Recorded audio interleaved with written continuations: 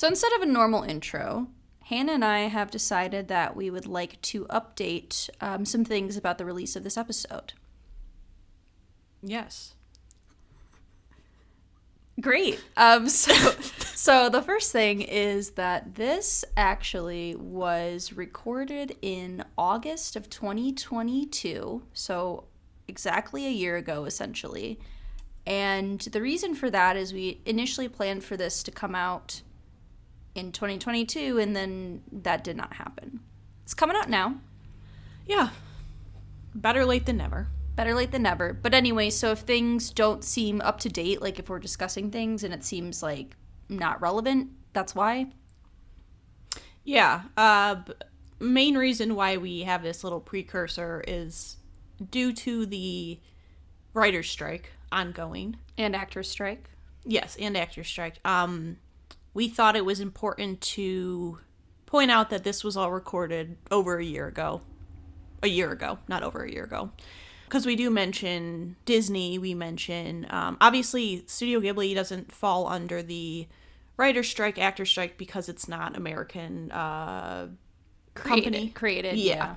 But we do mention Disney and other things, so we wanted to point out that this was all recorded ahead of time.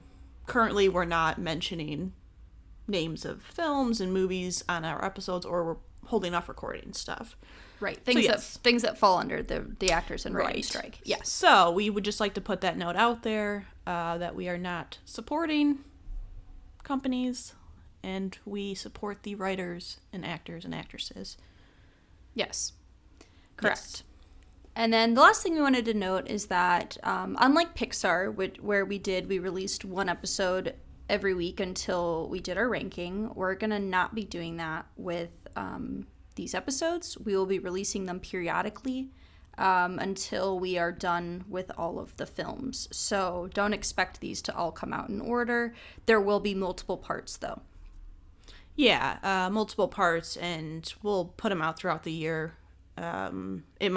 Things might change depending on how long the strike goes on and what content we're able to release. But they'll come out throughout the year and potentially into next year. Right, yeah. So we don't want to commit to a specific time frame because we may have to shift around our schedule. So keep that in mind. But yeah. Yeah, anyways, enjoy the episode. Sit back, relax, enjoy.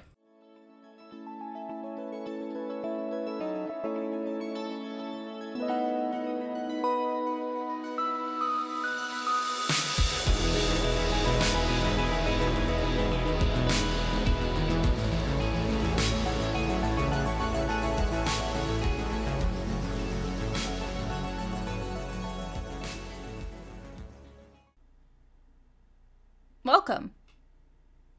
This is Research Rank Repeat. I'm one of your co-hosts, Alyssa. This is co-host Hannah. And today we are finally ready for something that has been in the works since before we started this podcast. Mm-hmm. As many of you are well aware, we started this podcast watching and ranking every single Pixar movie that was currently out. And as we were doing Pixar, I made a comment to Hannah that I wanted to do Studio Ghibli or Studio Ghibli. It can be pronounced either way, however you prefer. And so now, 2 years later, we are here. Hold on. Hold on. Ooh. Yeah, this is our... we haven't done a thing this big since Pixar. Yeah. And I think it's interesting because it's 2 years later, and I feel like in a lot of ways we're set up a lot better because we know to not try to record huge chunks at once. We know how to do that whole setup, and I think we're giving ourselves adequate time. But I'm excited because this is a series that in some ways I'm familiar with. Some of these movies we watched as kids, I've seen them multiple times, and then there's some of these movies I've never seen at all. So I think it's going to be interesting to go through. I'm excited. Yeah. I have a lot of appreciation and respect for this genre and these movies and like the filmmaking, the cinematography, the soundtracks, like everything like that. Yeah, the creativity, artistic talents. Right. So yeah, I'm excited. I agree, Hannah. I think we've learned a lot since we did Pixar in terms of, well, editing for one, how to separate things out, because it took us like 4 months to fucking edit Pixar. It was miserable. And the recording was miserable. And, oh, you see that little cat tail behind me? I do see a cat tail. There's a little mishmish behind me. He threw up on my floor today. He Oh. ate plastic and then threw it up. Love and I was that. like, well, why did you eat plastic? It was his fault, you know. I mean, he's fine now. He's running around, so it's just the plastic. But anyway, Ghibli, Studio Ghibli. To my understanding, both are allowed pronunciations. Like, there's not a very one specific one. For the sake of myself, I'm gonna say Studio Ghibli because Ghibli is gonna fuck up. I'm gonna fuck up so many times if I have to say Ghibli. If someone has a problem with that, sorry, I don't give a shit. But yes, so we are doing every single animated movie from Studio Ghibli, with a caveat, because technically we're not doing every single one. We are doing every single one that's considered part of their, like, collection. This includes a TV movie. This includes movies that were under different licenses. And this includes a 3D movie, which was the newest release that came out, I think, 2 years ago. Look at him. He's eating plastic. Oh my god. All right, 1 minute. He's eating plastic. Mish, why are you eating plastic? I apologize for the outburst that has just occurred. A cat of my roommate's cat has decided to just start eating plastic, was chewing on a plastic bag full of coins behind me. I don't remember what I was talking about.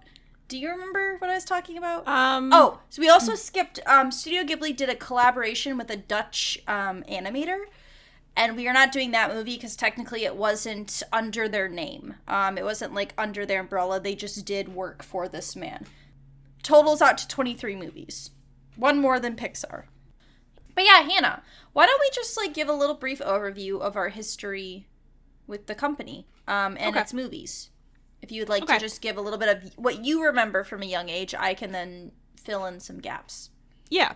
So I know for sure there were a couple of these movies that I remember watching multiple times as kids. I remember we had Spirited Away on VHS because I remember the black box, and I remember, like, that was a movie we watched a lot. I remember watching a couple of the movies. I'd say there's probably 3 or 4 that I know for sure we watched more than once. Obviously, in terms of, like, Pixar, like, not nearly as much history with it, because I feel like there's a lot of movies that maybe I watched and don't really remember, or a lot of movies that we just never saw. I think part of it is that, like, some of the movies' availability in the US hasn't always been that accessible as, like, Pixar, Disney would be. And so I think that made it a little bit more difficult. But, yeah, I mean, I feel like those movies were kind of our, like, Pokemon, stuff like that, were kind of our introduction to, like, Japanese, like, animation, sort of, to speak. And a lot of the movies we watched, I'm pretty sure, were in English, were, like, the English versions. We didn't watch, like, the Japanese with the English, like, translations at the bottom. I just don't think those were, like, available to us. No. I have memories of some of these movies, and specifically one of them that I watched for this first chunk, I was like, I remember a lot of this movie. But for the most part, I feel like I'm going into this a little bit blind in some ways, because even some of these movies that I know I've seen, it's been so long that I don't really remember a lot. And as with Pixar, it's interesting to watch these movies as an adult because you pick up on a lot that you don't pick up on when you're a kid. Right. Yep. Yeah. So Hannah's right. So we actually used to rent some of these movies from Blockbuster. Good old Blockbuster, if you remember that back in the day, where you'd go and rent movies. And Hannah is right that a lot of the times back in, like, the 90s and, like, early 2000s, you couldn't find things in, like for instance, Japanese things, you couldn't find them subbed, like, with, like, English subtitles, like in Japanese English subtitles. Everything we got was dubbed in English, whether that be Pokemon, whether that be Sailor Moon, Yu-Gi-Oh! We watched Yu-Gi-Oh! Or Studio Ghibli movies. And so we had a few of these, especially a lot of these ones that we're going to be covering in the first few that we watched as kids. Castle in the Sky, My Neighbor Totoro, Spirited Away, which we had on VHS, also Kiki's Delivery Service. I think those were a core group of movies that we had seen multiple times and rented multiple times. There's a few movies, at least that I have seen independently. I remember watching Howl's Moving Castle at a sleepover when I was in middle school. We rented Princess Mononoke from the library. I had watched Grave of the Fireflies prior to this. So there's a few of these movies that I've seen once or twice. There's a few of these I've seen multiple times. And then there's over half of them that I've never seen. I know of them and I've like seen things from them, but I've never seen the full movie. So this is going to be really interesting. Just to let you know that we are recording this in chunks. So at the time we're recording this, I've only seen 6 of the movies. It's interesting, like with Pixar, to revisit things, but also to come to them with an adult or like a different mindset than when you were a child. Yeah, I think a lot of these movies have very heavy themes. They can, yes. Some of the early movies that we've watched in these like first 5 do, and when you're a kid, a lot of times you don't realize that. Right. You don't focus on that, and so I think that's kind of why it's interesting, I think, to revisit, is because even a movie like Kiki's Delivery Service that I know I've seen before, I was like, oh wow, like I never noticed certain elements of it. And so I find it interesting, and I think like there's always this theme throughout these movies of like some of them are a bit more not like positive, but like a bit more like lighthearted, and then some of them are like pretty heavy, which we'll talk about. But yeah, I think that I'm excited. I think the ranking's going to be really hard because I'm already having a hard time with 5 movies. Yeah, I agree. I agree. Like Pixar, it's going to be hard. But yeah, I'm excited. Yeah, so are you ready to get into some background, Hannah? Yes. All right, so I have a lot of background. I'm just going to let you know. Although, unlike Pixar, I have it organized now. Remember, Hannah, when we recorded the Pixar background, it went on for over 30 minutes. Yeah. And we forgot things, and we didn't write things down. We also sat on the floor. We sat in our parents' bedroom on the floor next to each other. We didn't even look at we didn't look at each other. We just sat next to each other and with talked. A little microphone in the middle. And we sat by a treadmill, and we had pillows on the ground, and my ass hurt, so we had to get up partway through to take a break, because we recorded for, 4 hours. Yeah. It was bad. Yeah. But yeah, so we're definitely more organized. Let's start. So, Studio Ghibli Incorporated animated film studio is based in Tokyo. It is best known for animated feature films, but they have done shorts, commercials, and TV movies as well. The mascot of the company is Totoro, from the film My Neighbor Totoro, which is a giant cat-like spirit. So basically a big fluffy cat, which makes sense and works. It's like the equivalent of Mickey Mouse for Disney. Let's get into the history. So how did Studio Ghibli come to be? And I know I said I was going to call it Studio Ghibli, but I'm already mixing back and forth and whatever. We're just going to go with whatever comes out of my mouth. So, where we start is Top Craft Studios. This studio was founded in 1971 by Toru Hara, a company that worked with the animated Rankin Bass Productions, which did a lot of U.S. TV shows. I think it did like the Transformers TV show, like a lot of like the 70s and 80s television shows. So this studio produced Nausicaa of the Valley of the Wind, which was released in 1984. And this is actually the first movie we will be covering is Nausicaa. As technically it was produced, created, written, and directed by the people who would form Studio Ghibli, so it's considered like the spiritual start of the company. Topcraft Studios produced this movie and released it in 1984, and they went bankrupt in 1985. So this company dissolved and split the studio into two parts. So first part, we have Hayao Miyazaki, Toshio Suzuki, and Isao Takahata. And I apologize if my pronunciation of these Japanese names is abysmal. As we all know, my pronunciations are terrible. So those three founded Studio Ghibli with Toru Hara, who was the founder of Topcraft Studios, came in as their manager of the company. The other half of the studio formed Pacific Animation Corporation, which created TV shows such as Thundercats for the United States. And this company was actually absorbed by Studio Ghibli once they were bought by Disney. And we'll talk about that a bit later. The mouse strikes again, as I wrote. Disney always shows up everywhere, as it did for Pixar, also involved in this. So that company would become Walt Disney Animation Japan. And so some of those animators from that studio would leave to go work for Studio Pierrot, which, as we've discussed, was the studio that did Legend of Korra. So everything's interconnected. Let's go back to the formation of Studio Ghibli.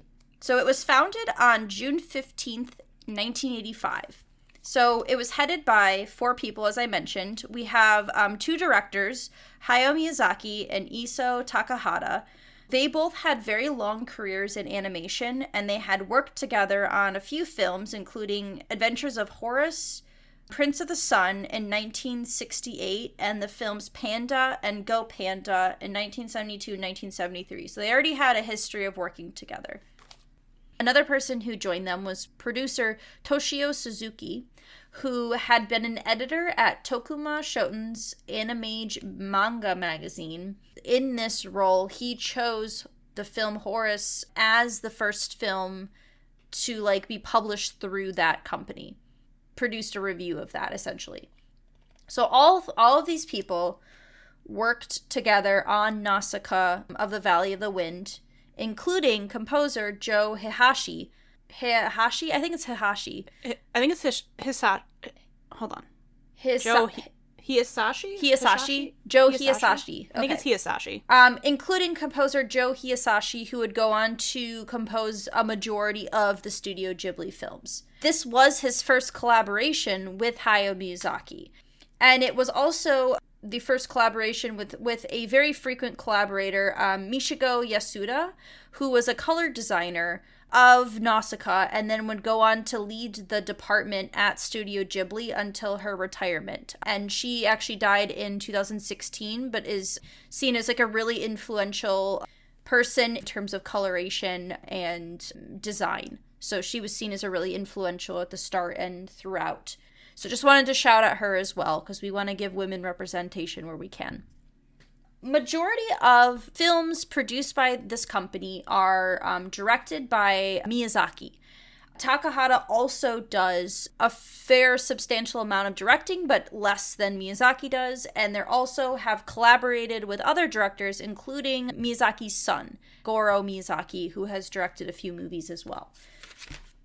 The name Ghibli, or Ghibli, actually comes from the Italian noun Ghibli. The origin is from the Libyan Arabic name for hot desert wind. The studio would, quote, blow new wind through the anime industry. So I thought that was a very creative name and choice for the company name. So in 1996, the studio had a partnership with Disney. Basically, they would act as the international distributor of their films. They would have 10% of the production costs, and they would be responsible for English dubs of their films. So 3 of the films had actually been previously dubbed by other companies, but these would receive new dubs under Disney. They actually were not thrilled with the original dub of Nausicaa, the Valley of the Wind, due to some of the cuts and changes made, so they were very particular about how they wanted their movies to be represented in other languages. So they also, throughout time, have had a very close partnership with the magazine Animage, which was the origin of the producer Toshio Suzuki. They would run exclusive articles on the studio, and the television movie Ocean Waves, which we will cover later, was adapted from a novel run through the magazine. The studio has a very strict no edits policy in licensing agreements due to the way that the Nausicaa film was heavily edited for the US release, and it was actually renamed to Warriors of the Wind, and it was very heavily edited, and they were really, really upset with that. So in the future, they were very, very particular about how other studios would handle those releases. And actually, this was even more highlighted due to someone a chairman of Miramax by the name of Harvey Weinstein, someone we can acknowledge and pretend doesn't exist as a piece of shit human being, wanted to edit the film Princess Mononoke for marketing purposes because he didn't think that it would translate well to an American audience. Now, apparently, this is a rumor. It is not proven to be true, but it is rumored that a producer from Studio Ghibli sent Miramax a sword with the message, "No cuts." Okay. That they were like, no, you can't make any cuts, we won't allow it. So they have a very strict no cuts policy. And what a baller move to just literally send a samurai sword with the message, "No cuts." If it's true, which I hope it is, props to them, because I'm pretty cool with them just being like, fuck you. Yeah. Anyways, so from 1999 to 2005, Studio Ghibli was a subsidiary of Tokuma Shoten, and then after 2005, they became independent. And, in collaboration with Disney, but as an independent studio.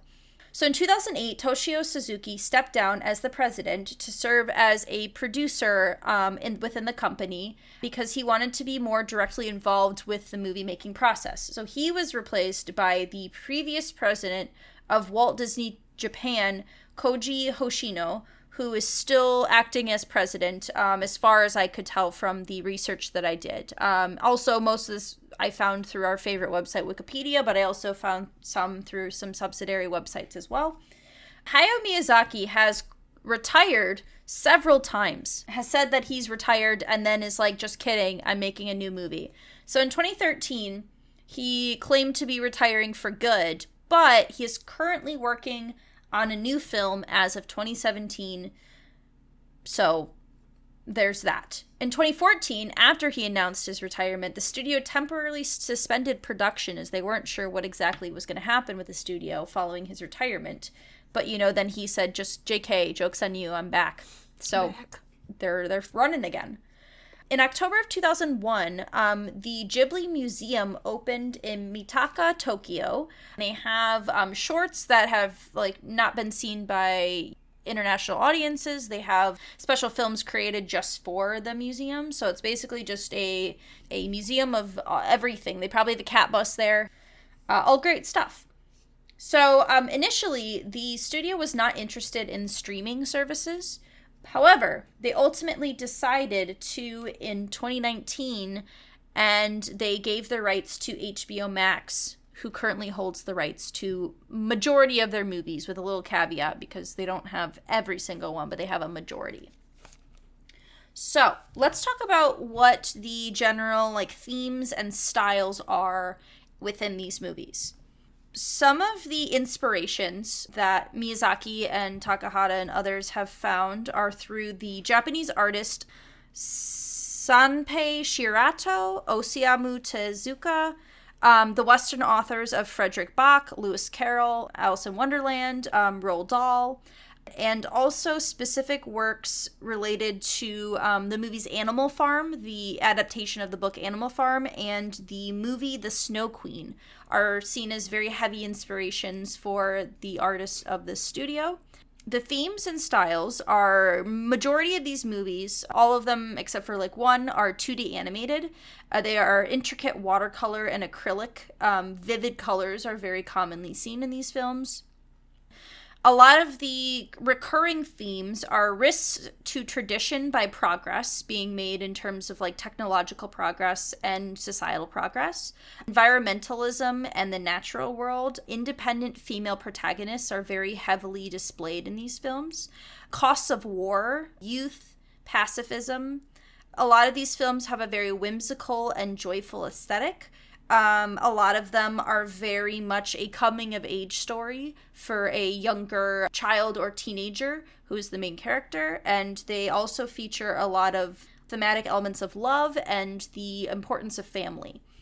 I would just like to personally say that Miyazaki is like maybe one of the best writers of young female protagonists of like any genre, just in his ability to give such characteristic to young women and make them relatable, but also make them attainable to all audiences. Like, it's not just written to be like, I feel like for a lot of people, unfortunately, you see a character who's, you know, a young woman and it's like, oh, this is for women. Like, this is for young girls. Whereas, like, I feel like his films are very much geared towards all audiences and the main character just happens to be a young woman. So Right. I really appreciate that. Has always really stood out to me in general. The net income of the studio is 1.426 billion yen as of 2021. And its assets are equal to 15.77 billion yen. Now, I don't know the conversion from yen to the US dollar, but you can imagine that it's a lot of money. Yeah. Its highest grossing films include Spirited Away, Howl's Moving Castle, and Ponyo. 5 films, including those 3, are in the 10 highest grossing anime feature films in Japan of all time. So Spirited Away is number 2 on that list, behind the movie. It's called Demon Slayer the Movie, which was made in 2020, is currently the highest grossing anime in Japan. And 4 of the 10 highest grossing animated anime movies worldwide. So these films have won many awards. They've won many Animage Grand Prix awards, which are awarded by the magazine that they have in collaboration with.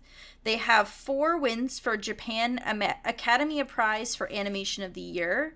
They have 5 Academy Award nominations. 1 win for Spirited Away, which won the Academy Award for Best Animated Film in 2002. They have 1 Golden Bear Award, which was also for Spirited Away. And they have 2 wins for the National Academy Award for Best Picture, which at this time, there did not exist an animated category. So these films won before there was an animated category. These being Princess Mononoke being the first film to win that award. They also had the highest grossing films in Japan in 1989, 1991, 92, 94, 95, 2002, 2008, 2010, and 2013. So clearly they have a very high respect and garner a lot of profit in the Japanese market. So now we will cover impact, and this is really the last category I have. It had an impact on the way that animated films were seen internationally. It made them, they're not just for children, they can be for a broad audience. And especially this was seen when the film Spirited Away came out. It was seen as like this, clearly winning an Academy Award for a foreign film is already not very common, but having be an animated Japanese film, I feel like really opened the market in the United States as well as other countries internationally. Hayao Miyazaki is seen as the godfather of animation in Japan in terms of his craftsmanship, themes, and inspiration to younger artists. He is often considered one of the greatest animators of all time, along with Walt Disney and Osamu Tezuka. He has influenced a wide number of artists and animators and directors and, you know, people involved in film and media. Just to name a few of the noteworthy ones, these include people such as Wes Anderson, James Cameron, Guillermo del Toro, Pete Docter from Pixar, Bong Joon-ho, who did Parasite, Steven Spielberg. And Studio Ghibli also had a very huge impact on how Disney ran their animated studios department in 1990 and onward.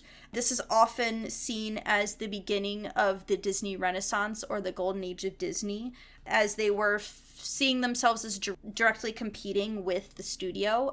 These includes movies such as Beauty and the Beast, Aladdin, Lion King, amongst others, Little Mermaid, that are seen as like really, really like top tier Disney movies.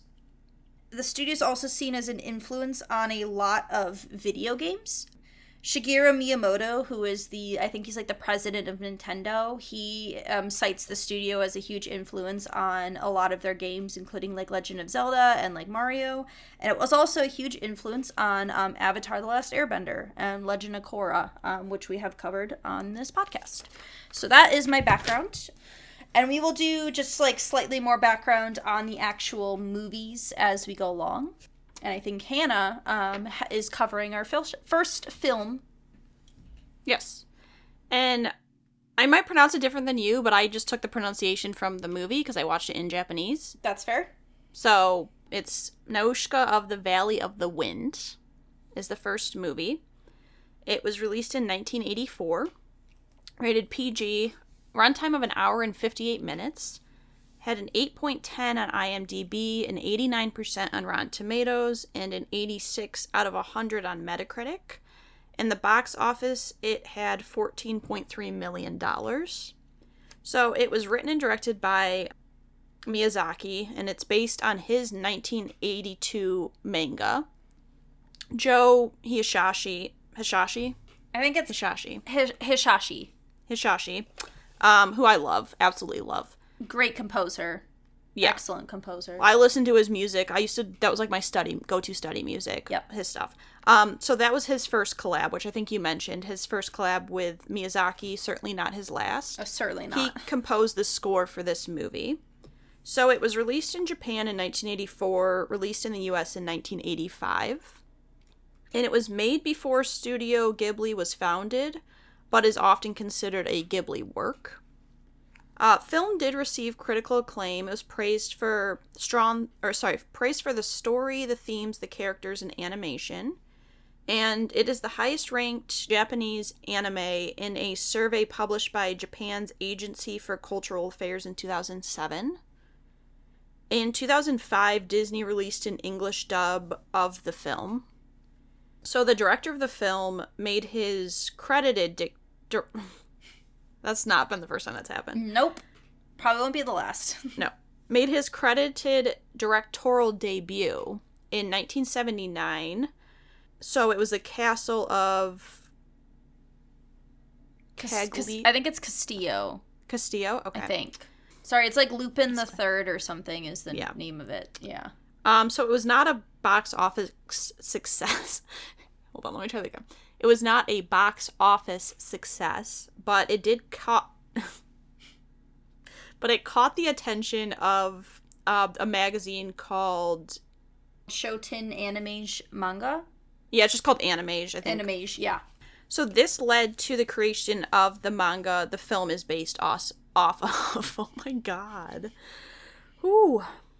Okay, so it was created in 1981, and it quickly became the magazine's most popular feature.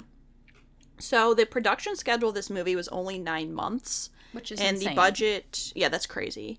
And the budget was equivalent to $1 million. In 1985, Manson International produced a 95-minute English dub adaptation of this film.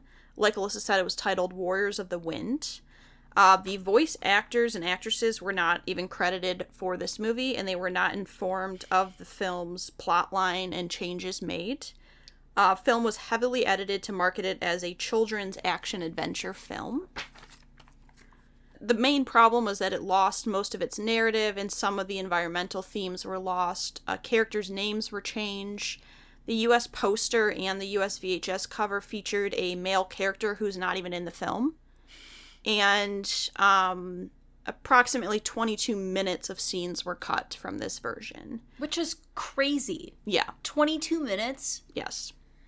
And like Alyssa said, because of this, Miyazaki adopted a strict no edits clause for further foreign releases of those companies' films.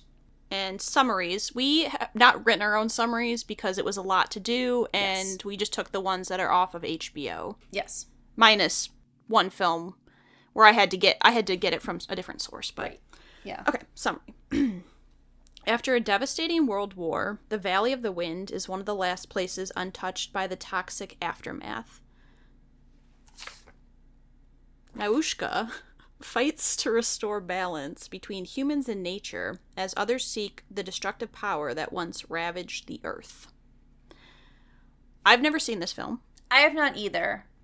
As Studio Ghibli is a Japanese company, what I have decided is that movies that I have seen before, I'm watching in Japanese, and movies that I'm seeing for the first time, I am watching in English. So this one I watched in English. Shia LaBeouf's in this movie, which love that, an actual cannibal. And Patrick Stewart, which we also love that too. In the English version, it's pronounced Nausicaa, so okay, just so you're aware, yes. Because I watched the Japanese version, and it was Naushka, so that's where the variation comes in. Right. Yes. Mm-hmm. I really didn't know anything about it, and I kind of loved how they did an environmental themed movie in the 80s when, no one really gave a shit about the environment. To be fair, 1970 is when Earth Day started. So technically that was, the 70s is when environmentalism started to begin. Right, but you didn't see it a lot in, film. No, that's true. Yes. In TV. So I think, especially for, a kid's movie, it's interesting to do that theme. I mean, we've seen, WALL-E. We've seen movies now do that theme. Right. I will just say The Ohm. When I first saw it, I was like, I don't think I can watch this movie because, the tiny holes and, the things, freak me out. Yeah, that's right. You don't like tiny holes. Yeah. And I was really, I was like, I don't know if I'm gonna be able to watch this movie. I got past it. But, I really like how it starts with this, very Western feel. Wild West. You've got these, abandoned towns that are being, overrun by these, toxic rainforests. And you've got this main character who's almost like a research scientist. She's collecting these toxic spores to study. And right from the beginning, he has created this very spirited, distinct character in Nausicaa. That you understand how she is right away. Within the first, 15, 20 minutes. You have a very clear picture of who she is and what she stands for. I like that you can almost see how this influences so many other things. She is a lot like the Avatar. In her spiritual guiding of these of these insects, in a way similar to the Avatar guiding spirits, a bridge between two worlds. I like that she is violent. She fucking kills people and then feels so guilty about it because they killed her dad. Dad's a leader, so she has to cooperate with these people coming to take over their space. And I really, really liked her as a character, and I really liked a lot of the things about this movie. There's very few things that I disliked.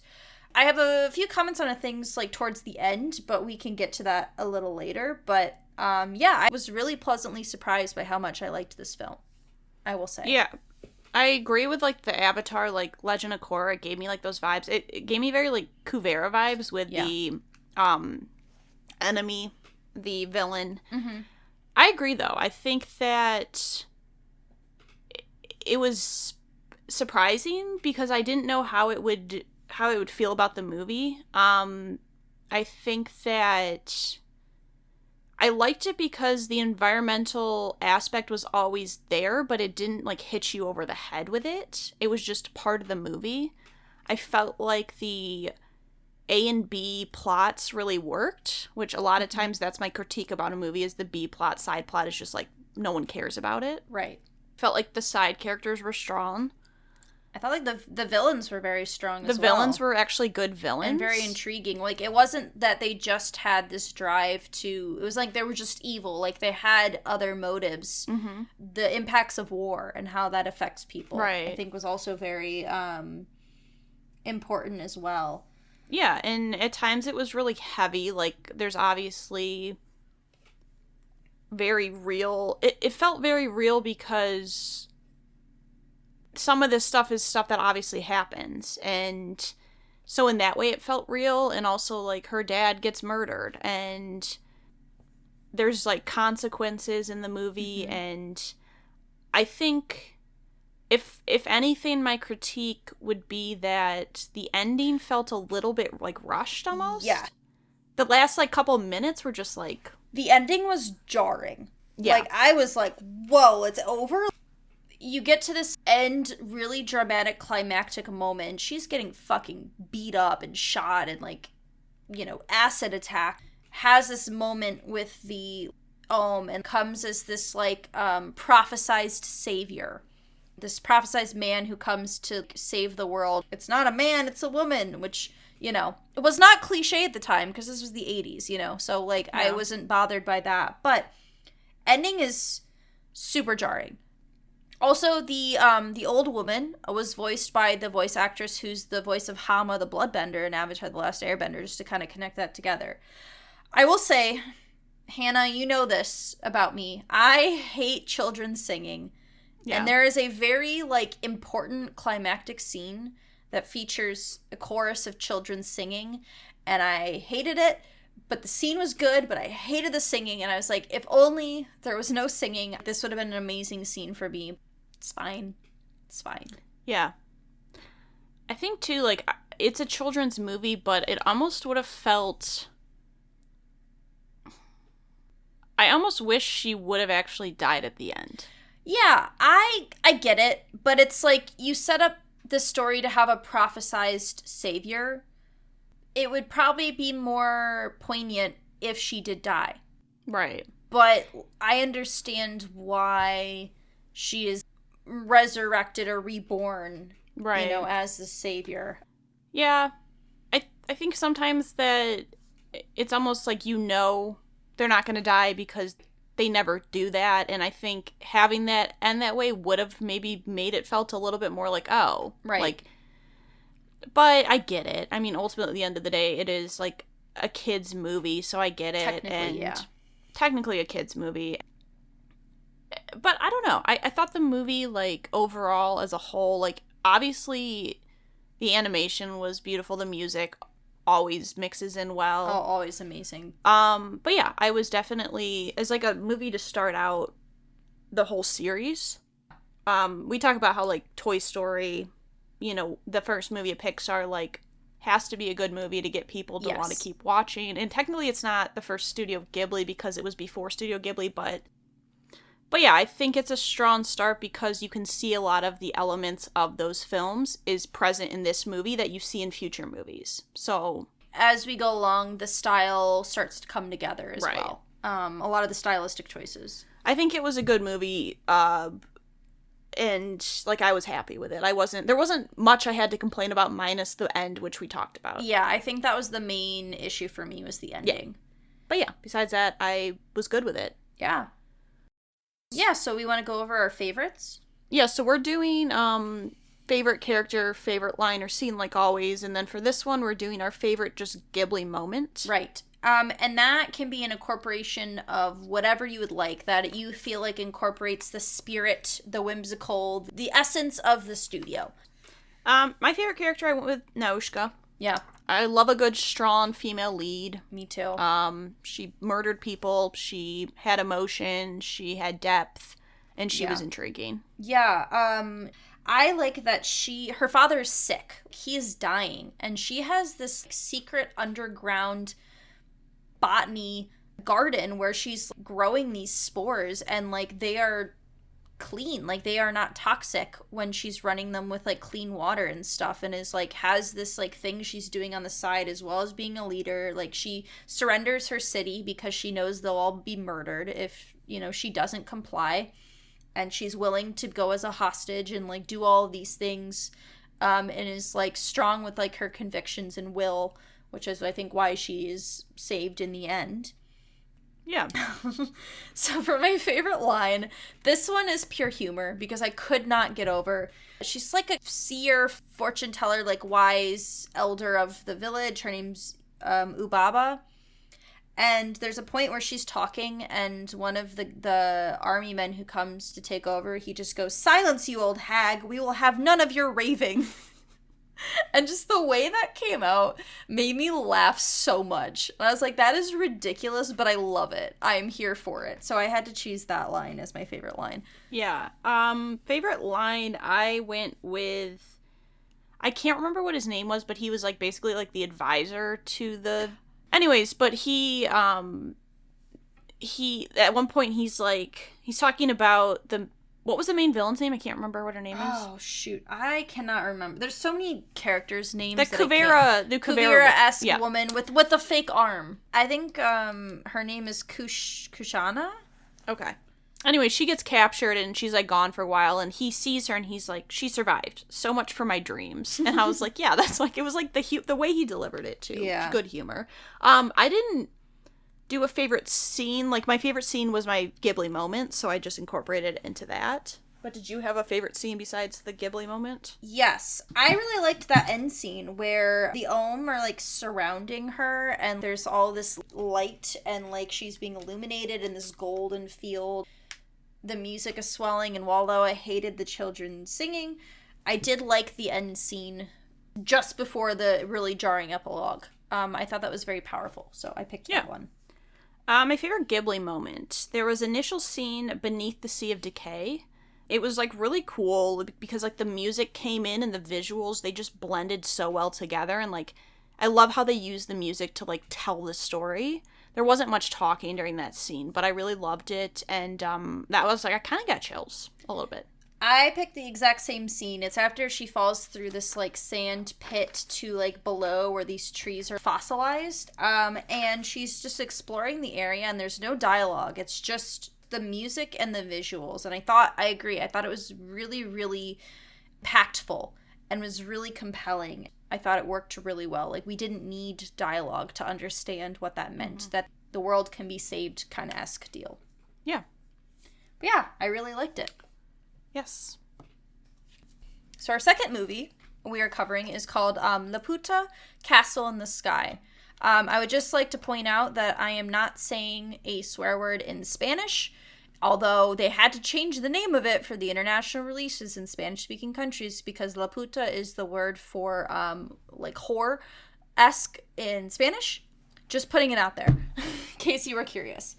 Did not know that, but that's good to know. So, this film was released in 1986. It's rated PG, and it has a runtime of 2 hours and 4 minutes. It was written and directed by Miyazaki, with music also by Joe Hisaishi. I think. Let me just look, because this is gonna bother me. Hold on. Joe Hisaishi. Hisaishi. Joe Hisaishi. Hisaishi.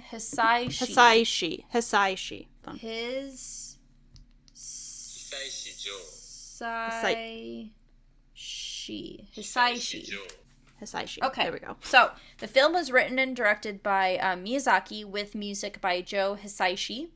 So this film had a 500 million yen budget, and it made 1.6 billion in the box office.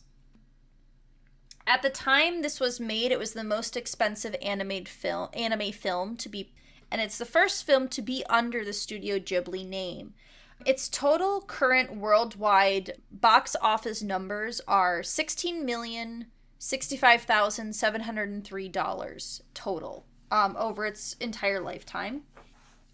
So the film draws inspiration from the film Future Boy Conan that was released in 1978. It was an earlier manga that Miyazaki made.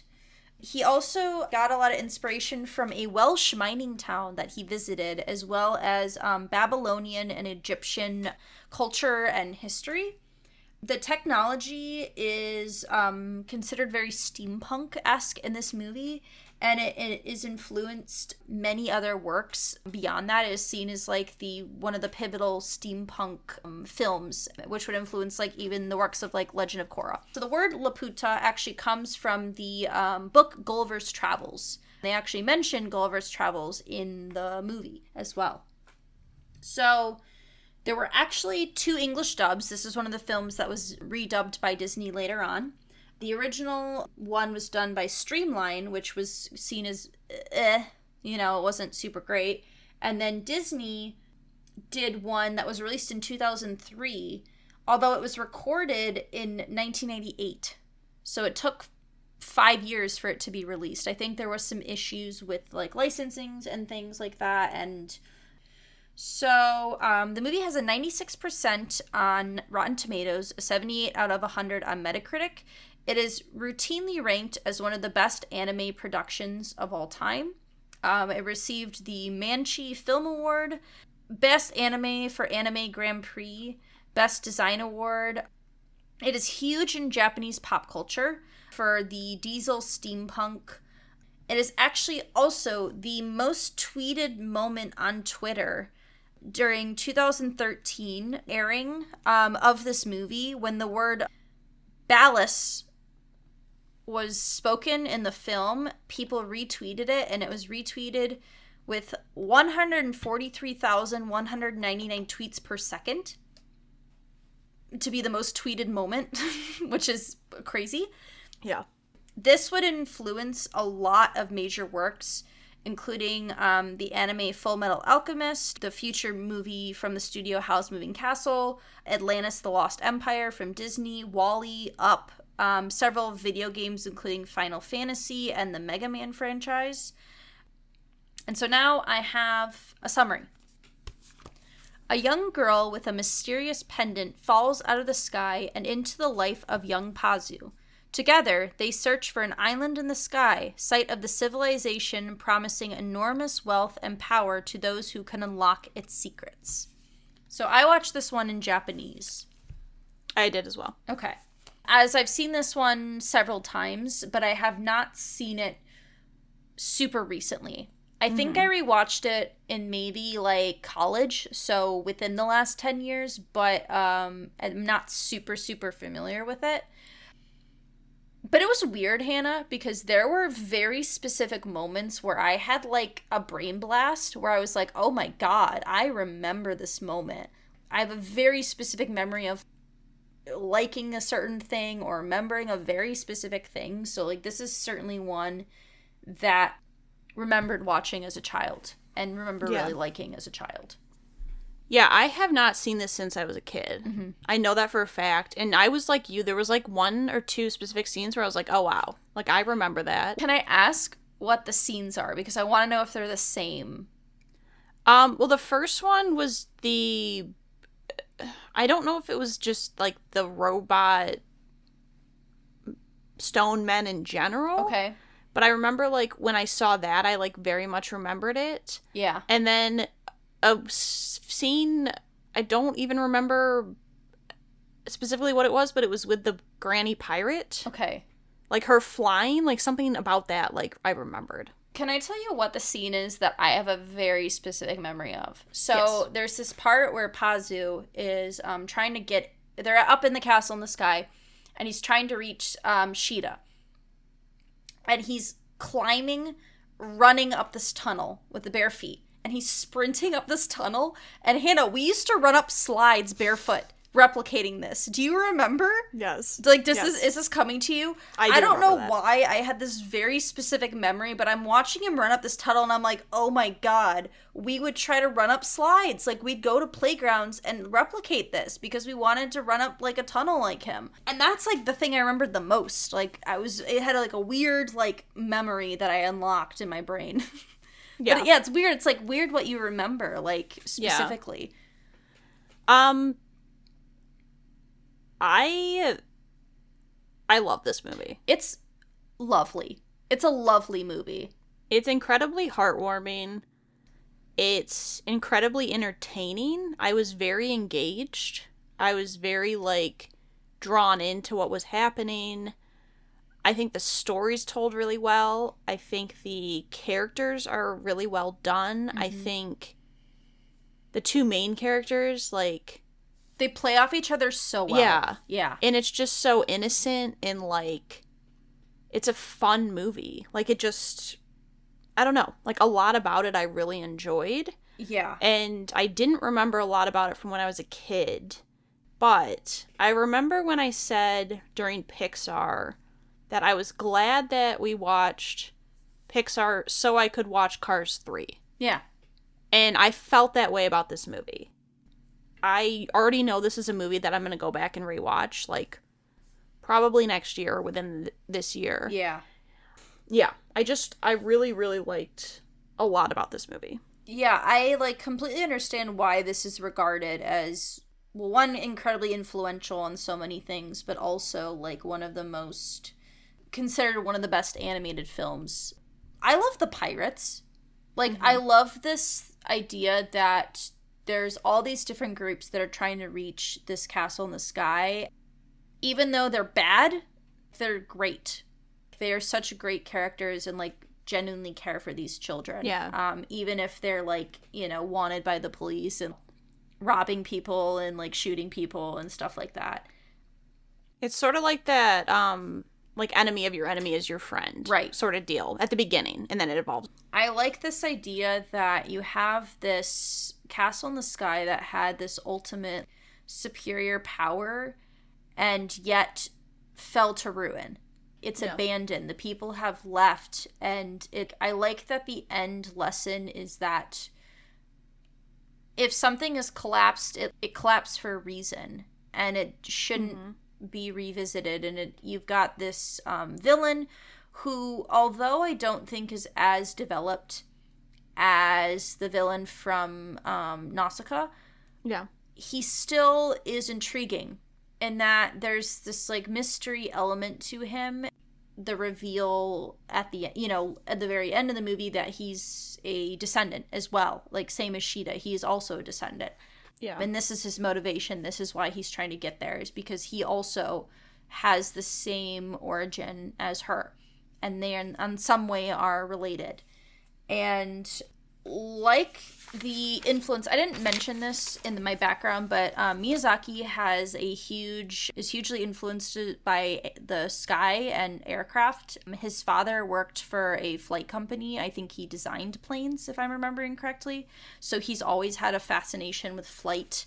A lot of his works involve some form of flight, whether it be airships, planes, broomsticks. You know, there's a lot of flying that occurs and is a reoccurring theme in his films. Dola, the pirate, baddest bitch with a heart of gold. Yeah. I love her. I can't believe a man shot off a girl's braids. Like, what's wrong with you?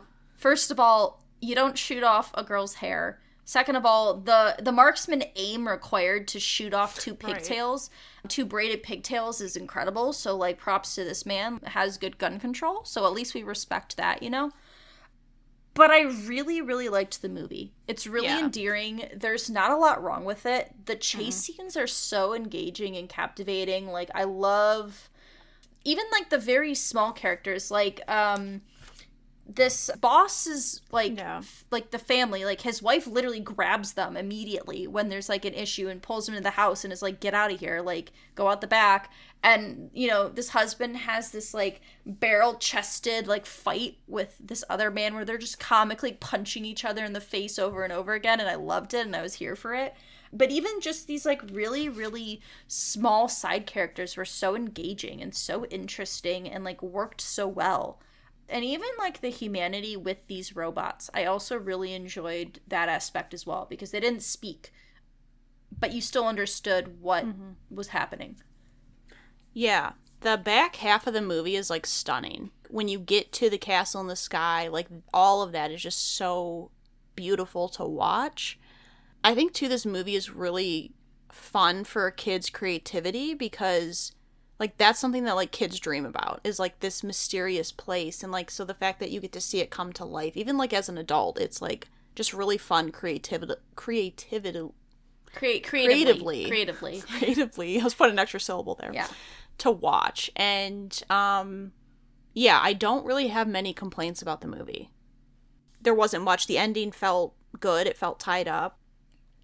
There wasn't much that I could say, like, I didn't really like about this movie. Yeah, I agree. So for my favorite character, I picked Pazu. Mm-hmm. I really liked both him and Sheeta, but I felt like Pazu is so determined. Like, he's going to do whatever it takes. One, to rectify his father, this impression of his father, because his father has this picture. He got a picture of the floating castle. He died with this, like, belief that it existed and it was real, and people didn't believe him. And so his son, Mpazu, wants to, like, follow through. He wants to get there. But he also has such a, like, determination to support Sheeta and to protect her. And I really liked this dynamic between the two of them, but I really thought his character was really, really well developed and really well executed in this movie. Yeah. I also picked Pazu. I think just, like, the way that he, like, cares for Sheeta, the way he just, like, interacts with all the other characters, too, I think is really endearing. And I just think I agree, though. I think both main characters, you could argue the case for being the best. I think there's even some side characters you may be able to argue. Dola. Fucking love her. Amazing. And it was one of those movies where I had a hard time picking a favorite character, which to me is always a good sign. Yeah. Because that means you have strong characters. Right. So, yeah, but I picked Pazu. So for best line, I picked, there's this old man in a cave. He's, like, imparting some wisdom on them. I can't remember his name, but he says at one point that the earth speaks to all of us, and if we listen, we can understand. So, I thought that was a poignant line. Love that. My favorite line is Pazu. He's talking about the robot, and he says he doesn't seem to be lonely. And I think, too, just because in that moment, like, both of the kids have experienced a lot of, like, loneliness in their life. And I think when they're standing there, like, they both have each other. And so it's kind of shifted that dynamic. And so I thought, like, it's, like, a simple line, but I feel like it has, like, a deeper meaning, which I always enjoy. Yeah. For my best scene, I got a weird pick. It's him running up this tunnel with taking his shoes off to run up this ramp tunnel, because it's instilled such, like, a childhood joy in me to remember me wanting to do that. Like, I saw this movie and I wanted to climb up a ramp barefoot. I have a very vivid memory that I, like, unlocked by watching it, and I just really liked how that made me feel, bring out my inner child in me. In a serious matter, I really liked this moment when there's, like, this swell of the music when they're, like, looking at the sky and they're like, we're gonna find it, we're gonna find this, like, floating island, Laputa. I really liked that moment as well. Yeah, my favorite scene is Sheeta and Pazu. They're up on top of the ship, and they're, like, just having a conversation, and I really liked it because the music was really good, and there was, like, this transition where they're talking, but Dola's, like, listening to them through, like a speaker, like a gramophone almost, right? Thing, yeah. And I don't know, I just really liked it. It was such, like, a quiet, like, simple moment, but I felt like it was really, like, impactful. So for my favorite Ghibli moment, there's this point where they have to go through the dragon's lair to get to the island, which essentially is like torrential storm cloud situation. And there's this scene while they're going through it that there's essentially no dialogue, and it's really quiet, but there's, like, this lightning, this, like, purple lightning that, like, illuminating as, like, dragons and stuff, and it was so cool. Like, the animation was so interesting and so well done that I really, really liked the scene, and I thought it was really well done. Yeah, that would have been my favorite, but one of my favorite pieces, like, to listen to that's composed is in the opening credit scene. That song is one of my favorites as well. Yeah. And it's a song I actually listened to a lot, so as soon as I heard it, I got really excited. I knew it was from Castle in the Sky because when I listen to it, like, on Spotify, it always comes up with the picture Castle in the Sky, so I was, like, waiting for it, and then it, like, happened right away, and I was like, perfect. Yeah. For that reason alone, that was my favorite. All right. Now, Hannah, are you ready to move on to our third film? I have seen this before. And I sent Hannah a message and I told her that she needed to prepare herself to watch this movie. Did you prepare yourself, Hannah? No. I watched this movie out of order. You did? Okay. I watched this as my last movie because I was in a mentally horrible place for a couple weeks, and I was not ever prepared, and I was like, I just have to watch it. That's fair. Yeah. So, no, I was not mentally prepared. Okay. Okay. Third movie, Grave of the Fireflies. This movie is actually not rated. It came out in 1988 and was an hour and 29 minutes. It has an 8.5 out of 10 on IMDb, 100% on Rotten Tomatoes. It grossed $1.7 billion in Japan, $516,000 in the United States. Reason being is they only had a limited theatrical release in 2018 for this movie in the US. So there was a very limited time, hence why it's such a big disparity in the numbers. Also, I should point out for the numbers, box office in Japan, I did in US dollars instead of, and just because they gave both, and I was like, that's fair. It's easier for me to gauge how much money that actually is. Right. So, it is a Japanese animated war tragedy film based on the 1967 semi-autobiographical short story of the same name by Akiyuki Nosaka. It was written and directed by Takahata. And it has critical acclaim, has been ranked multiple times as one of the greatest war films of all time. So the author of the short story said that many offers had been made to do a live-action film adaptation. The author kept saying no, argued that it would be impossible to create, and that, quote, contemporary children wouldn't be able to convincingly play the characters that were written in the book. So the author was surprised when an animated version was offered, and then after seeing the storyboards said that it was not possible for such a story to have been made in any other method other than animation. So, director had said that he was compelled to film the short story after learning about the main character. Explained that in any wartime stories, there tend to be these, like, moving, tear-jerking scenes, but young people develop a sort of, like, inferiority complex, because they perceive people in wartime eras as being more noble and able than they are, and it tends to make the audience believe that the story has nothing to do with them. And so his mission from the start was to change that mindset. So most of the illustration outlines in the film are actually done in brown instead of a typical black color. It was done to give the film a softer feel.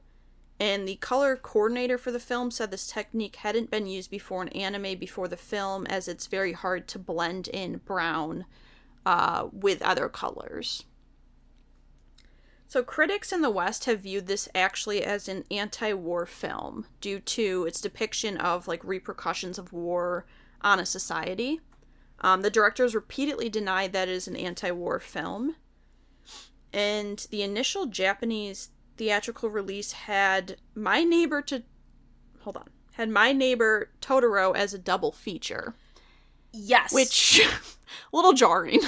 When I go with my background about the movie, I can give a little more context about that, because it kind of explained why they decided to do that. Yeah. Yeah. I wrote a note about the next movie, like how jarring it would be to go from the end of that to the beginning of the next movie. Jarring. It was the only theatrical Studio Ghibli feature film prior to From Up on Poppy Hill, to which Disney never had North American distribution rights to. And it's ranked highly in many animated film lists. Summary. This one I had to get on Google. And this was not available on HBO Max. Hannah and I obtained the movie, and we watched it. There was a free version on YouTube. Yes, we found a free version. We found a version to watch on YouTube. Very, very hard to locate.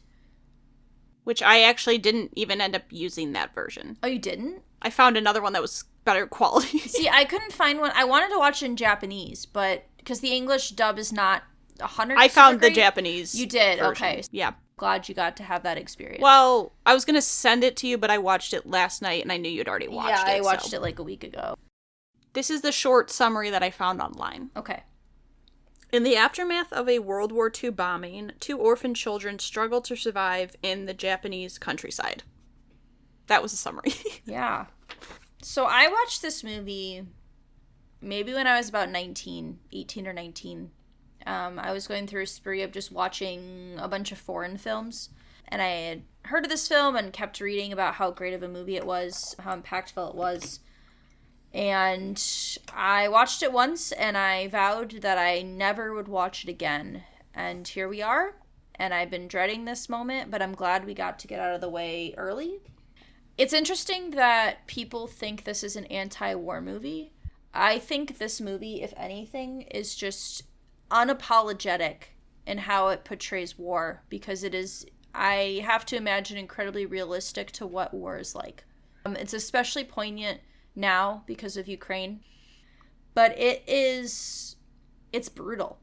It is incredibly brutal to watch this movie. The amount of horrific things these children endure, as well as just like these people, the levels of desperation, the fact that this movie starts with the main character dying. Like, that is how the movie starts. You see him just, like, withered away in a train station. And then the movie goes to a flashback. It's, at times, really hard to stomach. There's a lot of really graphic imagery. It's not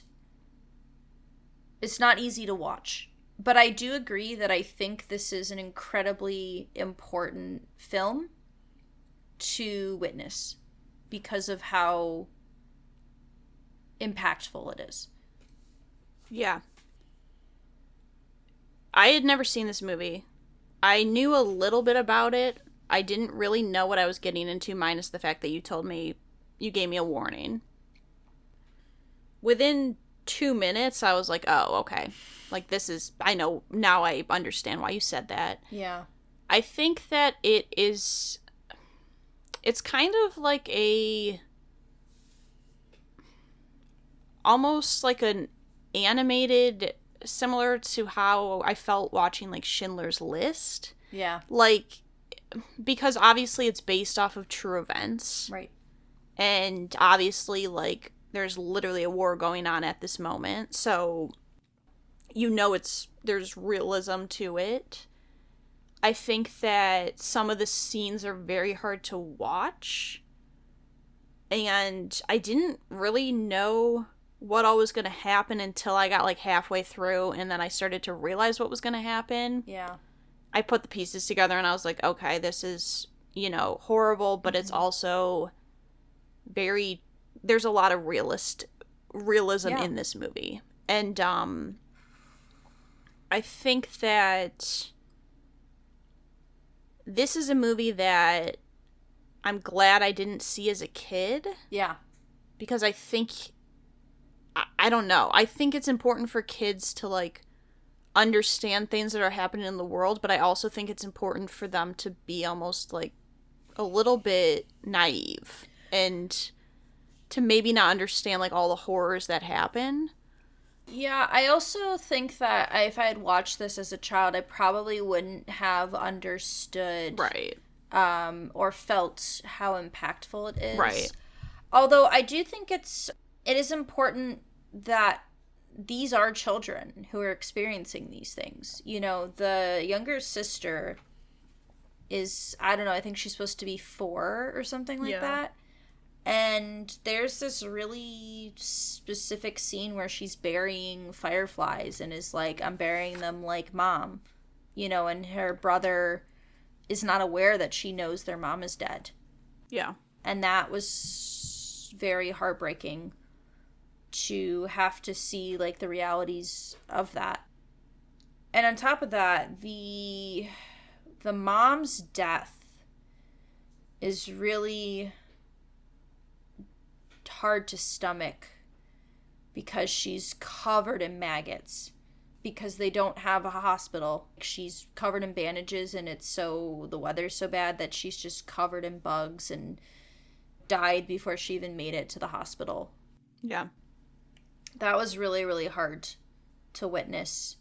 I had to take a break watching this movie because I just needed to, like, decompress a little bit. It is incredibly traumatic for the people, you know, the fact that this is what a lot of people experienced and have experienced throughout war. A very well done, well told movie, but a very, very heavy movie that, again, I probably don't want to watch again. I'm probably content to not watch this again. Yeah. Because it like, the first time was so impactful that I could remember a majority of this film, you know, almost 10 years later. Right. Yeah. I think there's, like, such an emotional impact, even if you can't relate in the sense of, like, being in a war and, like, stuff like that. I feel like there was a moment when, like,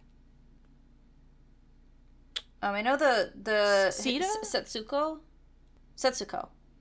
There's, like, a scene where he's trying to, like, that moment when you're, like, about to cry, but you don't want to cry in front of, like, he doesn't want to cry in front of his little sister, and he's, like, holding back, like, his emotions, like, that, like, hit me. I was like, I know that feeling. Like, most people could relate to that feeling, and, like, yeah, I don't think it's a movie that I would need to see again.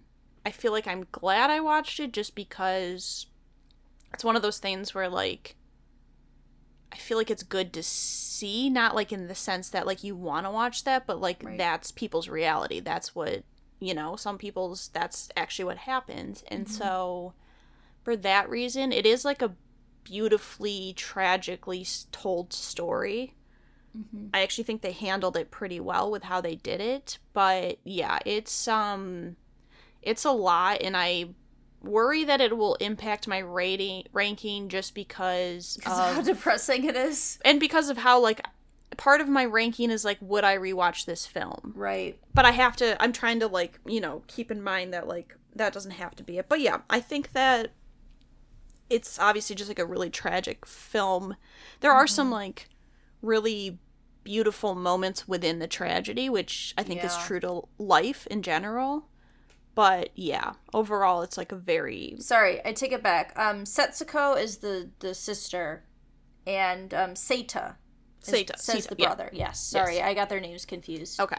That's my bad. No, it's okay. But, yeah, I think that's as much as I wanted to say about that. Yeah, I think same here. So, for favorite character, I went with Sita. Yeah. I think that I kept going back and forth between him and Setsuko. Yeah. Setsuko. But I think with him, it's like the whole movie is just like him experiencing all these emotions and him trying to keep his little sister, keep her innocence and keep her naive, even though he's aware that she's aware of stuff happening, but he's just trying so hard to, like, make sure she doesn't know what's actually going on. And so I think there's, like, a lot of admirable qualities about him, and just, like, his whole thing throughout the movie, the range of emotions he displays is, like, a lot of the reason I ended up picking him. Yeah. I actually went with Setsuko for this one, for a lot of the reasons you said, in that she is able to, for the most part, maintain this innocence, but then you also see, like, the loss of that as well as the story goes on, of her being aware of these things and having to process them, especially at such a young age. I can't imagine how incredibly difficult that would be. You know, right? To deal with, but I really felt incredibly moved by her characterization, and also just, like, watching her deteriorate was incredibly difficult. Yeah. To watch someone basically starve to death. Was really impactful, I think. Yeah. So, favorite line, I went with, the line is, why do fireflies have to die so soon? Yeah. And that line, like, really got to me because I feel like, especially later in the movie, it's, like, very, like, it connects to the end of the movie, essentially. Right. Yeah.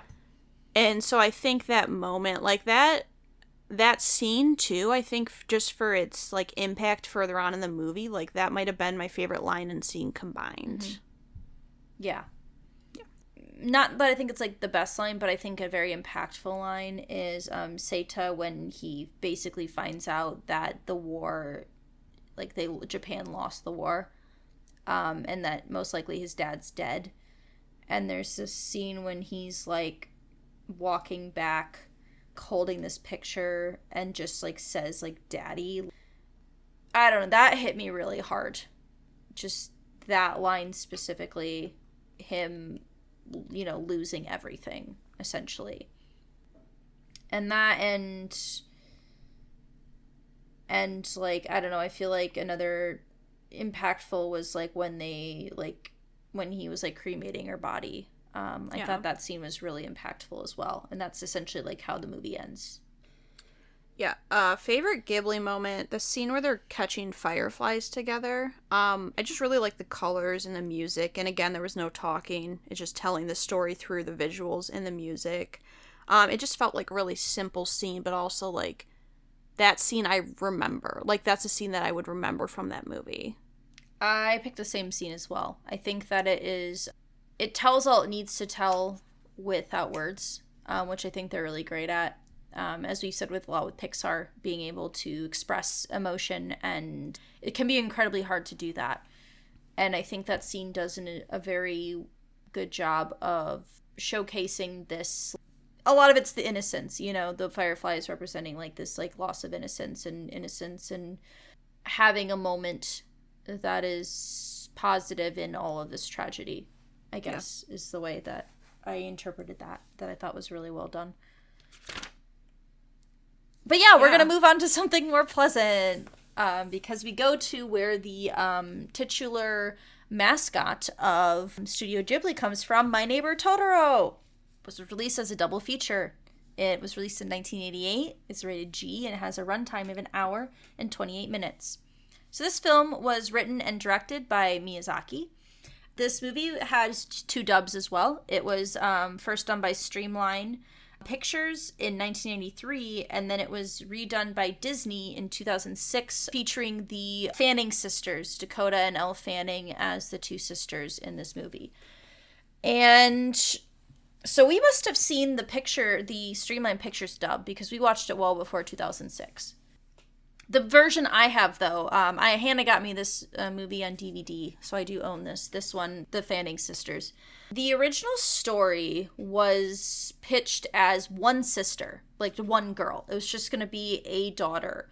But Miyazaki couldn't find a way to make the story connect in the way that he wanted to, in terms of figuring out how to move from different scenes. So he decided to take that character and turn it into 2 sisters, represented in an older and younger than the age he originally had her as. So I think Mei is, like, 4. She's supposed to be 4. And Satsuki is, I think, 11, maybe? It's like 10 or 11. 10 or 11. Yeah. So I think he originally had the girl around, like, 7 or 8. So the Totoro mascot is essentially as prolific as Winnie the Pooh in Japan. It is one of the most well-known mascots and characters, as prolific as Hello Kitty in the regards to Japan. So this movie has a lot of different themes that go with it. One of them being animism, which is essentially, like, animals taking on humanistic qualities. You have Shinto, which is religious symbology, and Shinto being a religion in Japan, and environmentalism. This movie has worldwide acclaim. It has made over $41 million in the box office as of 2019, and it has made over 1.14 billion sales in merchandising alone, which is a lot.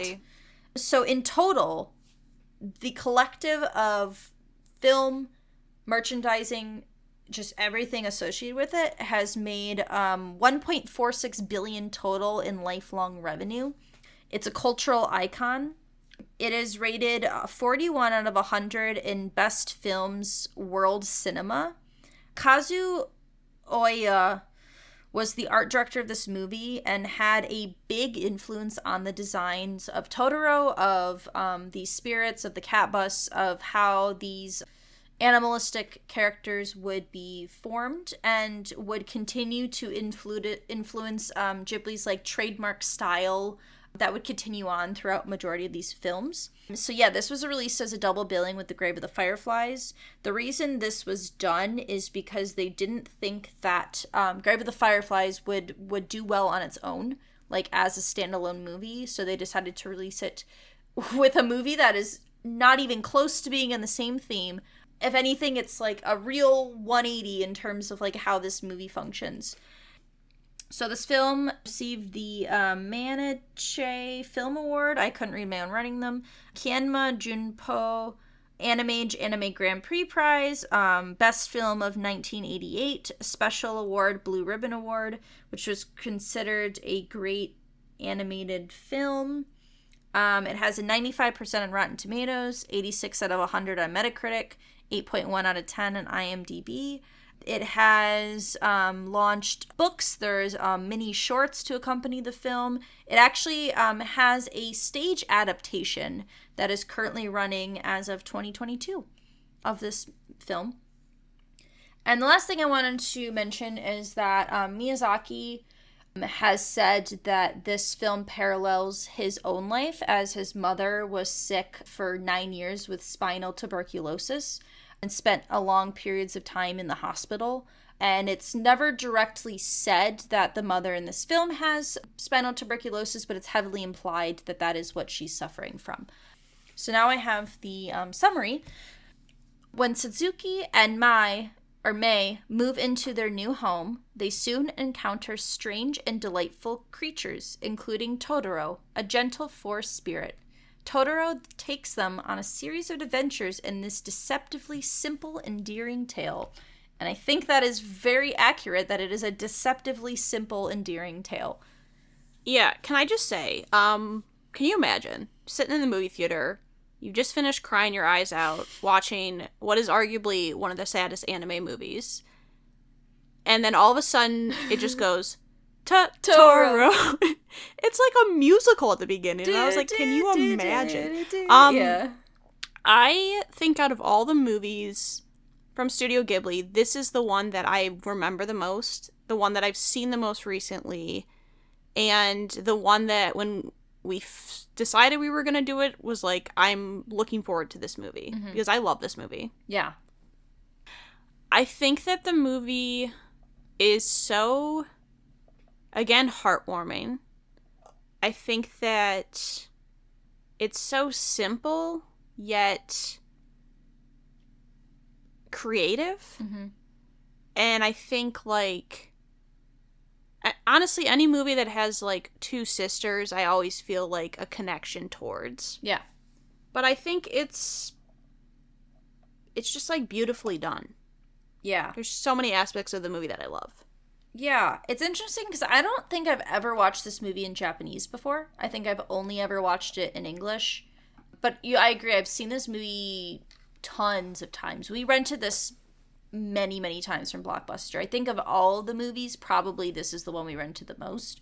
The music is amazing. It's the first one that has, like, lyrical songs, I think. Yeah.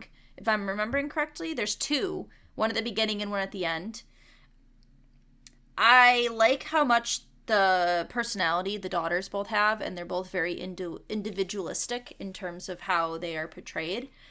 I love their dad. Their dad is, like, one of the best parent figures ever. I love that he doesn't dismiss them when they're talking about May is like, I found this forest and I found this, like, cat spirit, and he's just like, oh, that's great. Like, he's like, I'm glad that you, like, that's a big deal. That means that you're, you know, we must pray to the, like, forest spirits and stuff, and is, like, so involved and a supportive father. And I can't imagine how hard that is, because he's a professor, to both be a professor and a dad and have a wife and mother of his children, like, sick in the hospital. Yeah. And the reason they're moving is to be closer to their mom. And it's so simple, but there's so many elements that work so well. I love the cat bus. Like, who the fuck just decided we should just make a bus, but it's a cat? But I love it. Mm-hmm. It's one of my favorite things from this movie. It also gets really depressing. Yeah. You are, for part of the movie, you think one of the sisters is dead. You think she drowned. Because they find a shoe in a river, and you're like, oh no. They're, like, searching for her body. Yeah. And it is able to take a very serious matter, like having a sick parent, and somehow make it not feel overwhelming or make it feel too dark. Like, it feels like it still manages to feel very whimsical and heartwarming. And there's not a lot of negatives. I will say, a lot of children screaming and crying, and I could really do without all of that. But that's just, again, a personal thing I have against children. Yeah. In general. I mean, Totoro is also an icon. Yeah. Yeah. For sure. Body positivity icon. Yeah. We love it. I think there's a lot of hope even in, like, the darkness. Mm-hmm. Like, it never feels hopeless. It always feels like there's some glimmer of hope there. And I also think that, like, I really like that May acts her age. Yeah. Because I feel like a lot of kids' movies, the really little kids, they never feel like they're the age they are. And I feel like she does. Yeah. I agree with you. I love the dad. I love how he's, like, he never dismisses them. He never is like, oh, that's not true. Like, he's always supportive. There's a part where, like, they're saying something about, you know, something's weird with his house. And he's like, that's great. I've always wanted to live in a haunted house. Like, he just is always supportive, and obviously he's, like you said, he's going through a lot, basically being, like, a single father while the mom's gone. I really like the side characters. Mm-hmm. Kanta, I think his name is, who's the boy. I like his, like, grandmother. Mm-hmm. I think that, again, like Castle in the Sky, it's, like, a very, like, creative, fun movie for kids. Like, I would have loved to have, like, a forest tunnel magical place like what they had. And yeah, there's a lot of, I really like the colors in this movie. Yeah. I don't know, I just think that the story is really sweet. I think the bond between the family is really heartwarming. Mm-hmm. And it just feels like a nice movie. Yeah. Like, I finished the movie and I was, like, smiling. Yes. If I had watched the movies in order, it would have been a nice break from Grave of the Fireflies, but I waited a few days before I watched this one, too. But yeah. Yeah, I agree. I had to, in terms of best character, I'm always going to relate to an older sister more, so I picked Satsuki. I like, while she's still a child and she's still creative and adventurous, she still is very responsible and feels very, like, protective of her sister, but they also fight, and very supportive. And I really liked her characterization. Yeah, I went with the dad, actually. I thought about picking the dad, but I like it because a lot of times dads, at least in U.S., like, Western culture, are portrayed as, like, these, like, characters who never know what's going on and who don't, like, care and stuff like that. And I like that he's, like, attentive. I like that he is interested in what they have to say and is, like, supportive and allows them to keep their creativity. Right. And kind of allows them to keep themselves distracted from, like, thinking about their mom. Yeah. And so I just like that. I mean, he's not necessarily, like, in the movie a ton, but I feel like every scene he was in, I appreciated him being in that movie. Right. I agree. Yeah.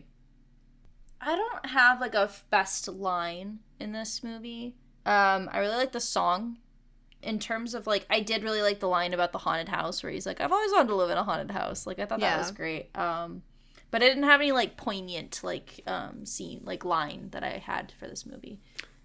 I picked one just because I remembered this line, like, very specific. Because I did watch this in English. Okay, gotcha. Because I had seen it in English, and I was like, I'll just watch it. And plus, I was trying to fold clothes, and I was like, if I have to sit and look at the subtitles, like, I'm gonna get distracted.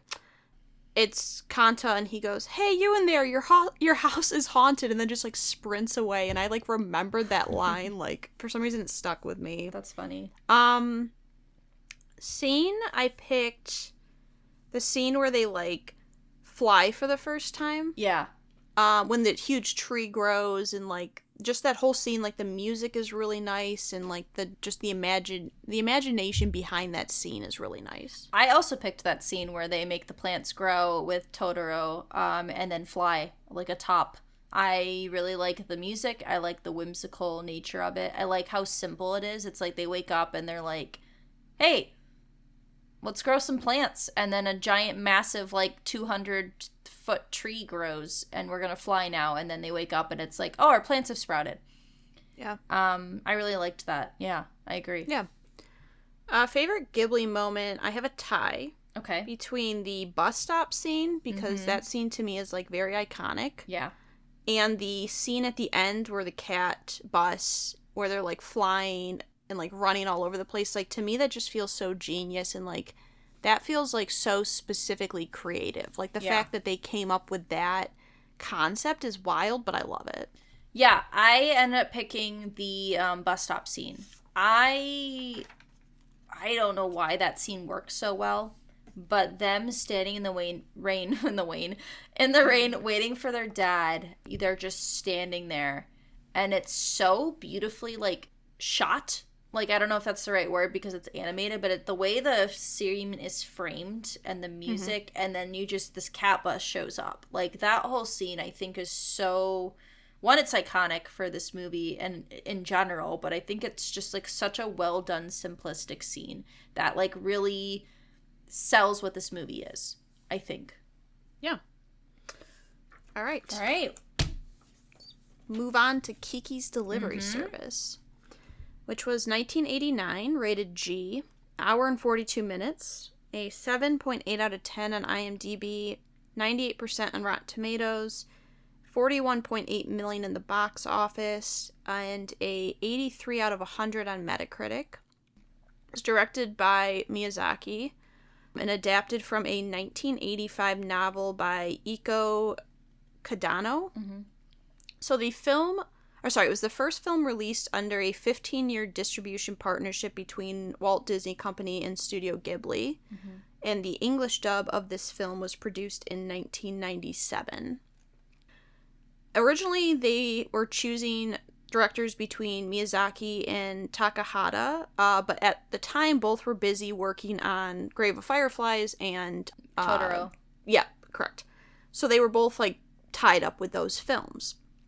So Miyazaki accepted the role of the producer while they were searching for a director for this film.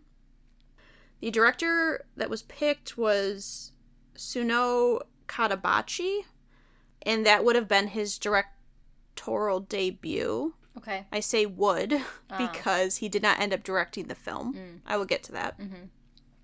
So the author of this book was reportedly unhappy since a lot of changes were made from the book to the film adaptation.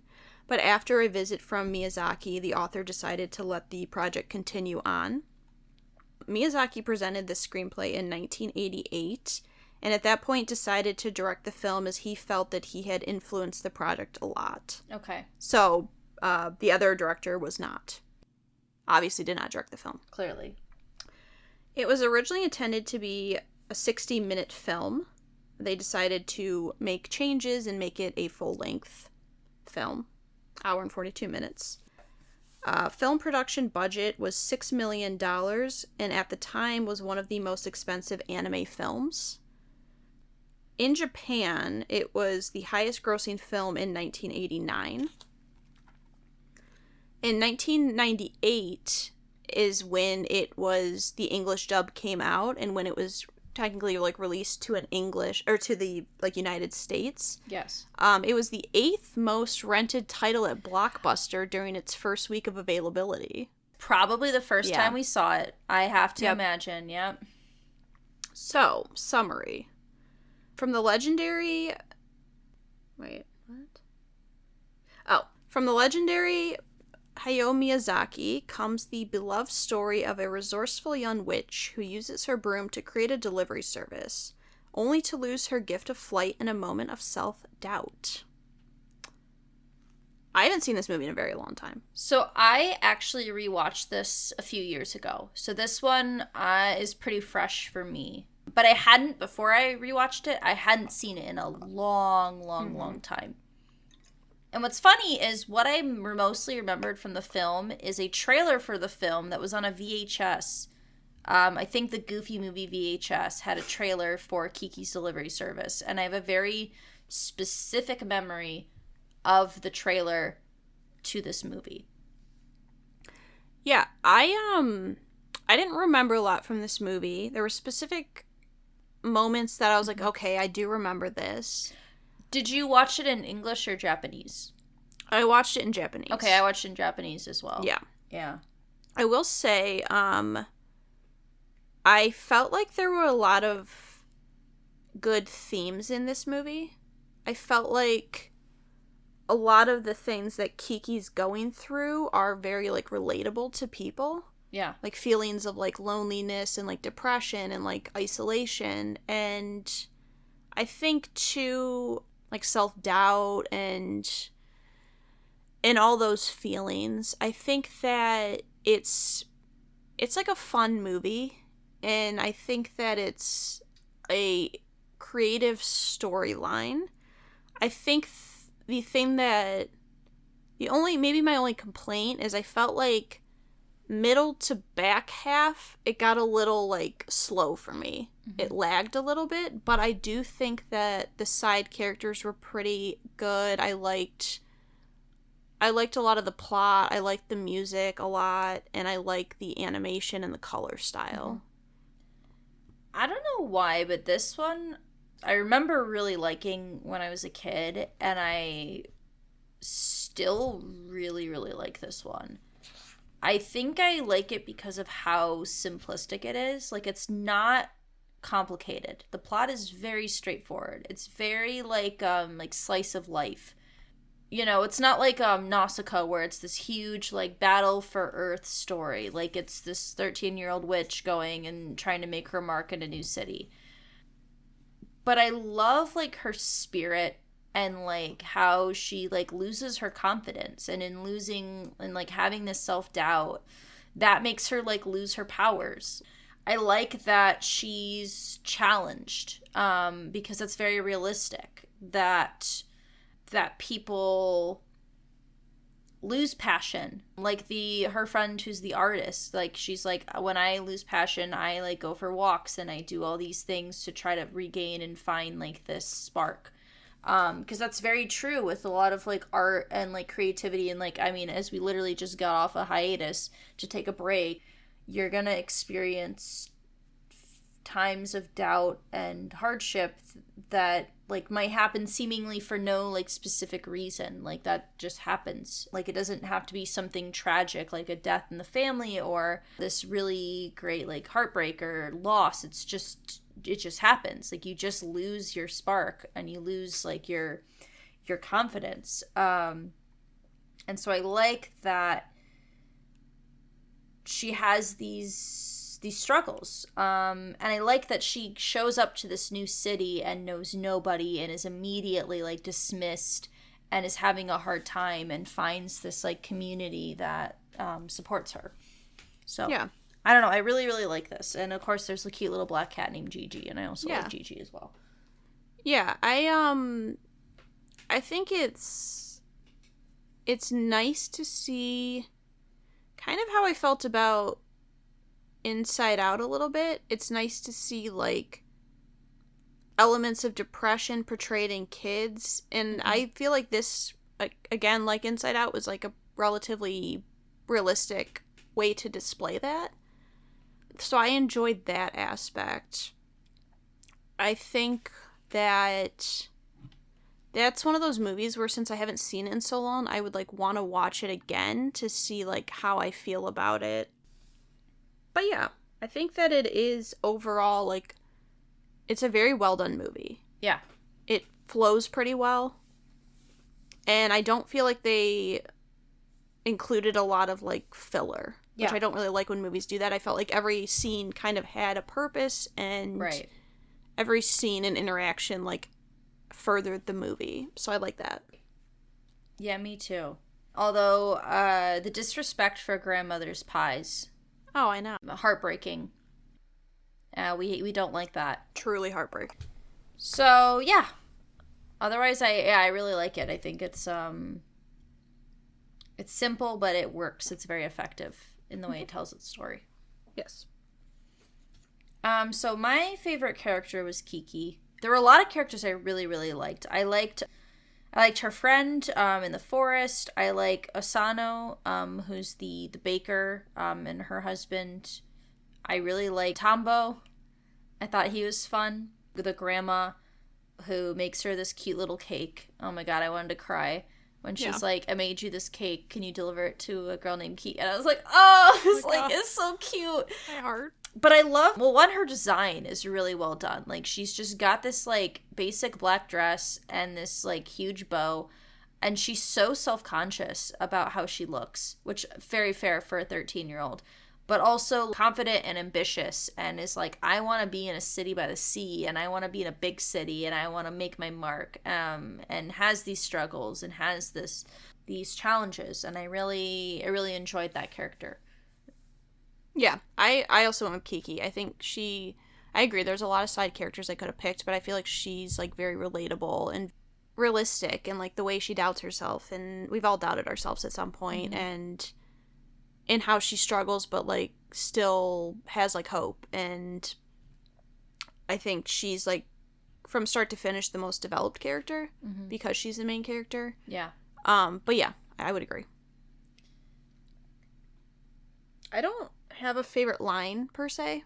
Yeah. Did not pick one. She says this line when she's sick, and she's like, am I gonna shrivel up and die? And I was like, how realistic for a child to be like, am I dying?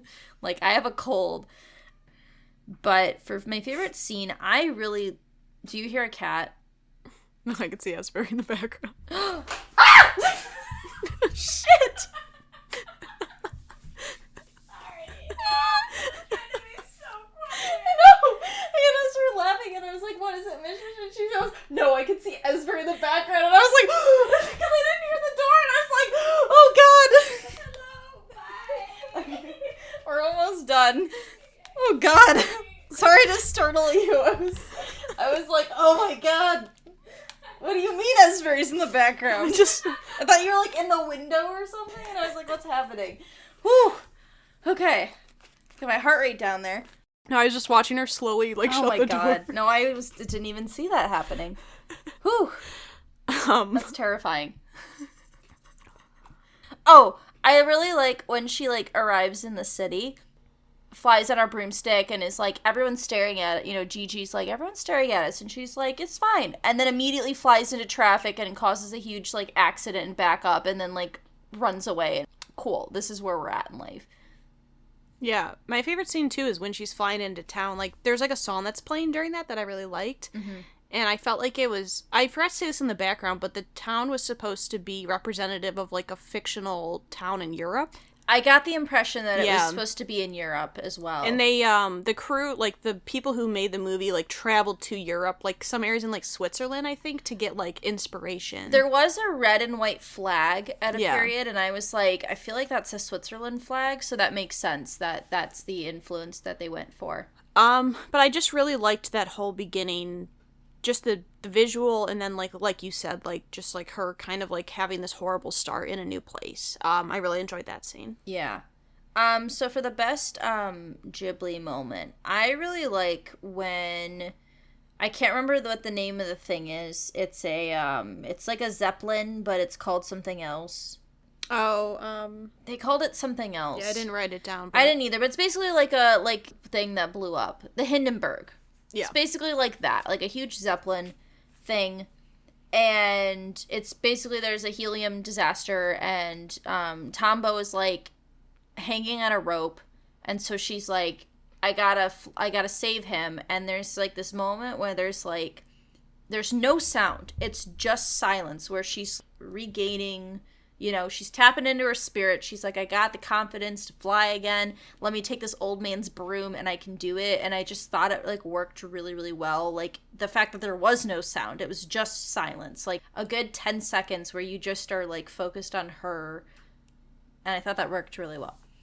Favorite Ghibli moment, I actually went with, I guess, multiple scenes. Anytime that Kiki and the grandmother were interacting with each other. That too. Oh, heartwarming. Yeah. Specifically that scene you mentioned where she, like, makes the cake. Like, that was just really sweet. And, like, yes. I felt like those small interactions, like, made the film that much better. So I would just say any of those two interactions. Yeah. That is the end of our first episode. Like Pixar, this is probably going to be 5 episodes long. A Ghibli Jubilee, but not in July, because we're not releasing it in July. Yeah. We will be back with more Studio Ghibli, but in the meantime, we do have our email, r3podcast@gmail.com. We have Instagram, we have Twitter. If you want to tell us your favorite Studio Ghibli movie or anything about it. Yes. If you've been to the museum in Japan, tell us about it. Yeah. Or if you went to that museum in Ohio called Kosai and actually saw a replica of the cat bus, which for some reason is there, let us know, because I always thought that was weird. But that's life. But it's how it is, But yeah, thank you for listening, and we will be back. Bye. Bye. We would like to thank Joseph McDade for our intro music. He provides free music available for all kinds of creative use. The song that we used is called Sunrise Expedition, and you can find it and his other music on his website, josephmcdade.com. If you would like to reach us, you can email us at r3podcasts@gmail.com. That's R, the number 3, podcasts@gmail.com. Or you can find us on Instagram by searching Research Rank Repeat. Also, are you hiding someone behind you in the closet? It's just like the actual panels look like they're sticking out. Like it's close. Like there's someone hiding back there. No, I shoved all my clothes back there. I see. Okay. I have to clean my room. I'm doing that later. Fair. That's fair.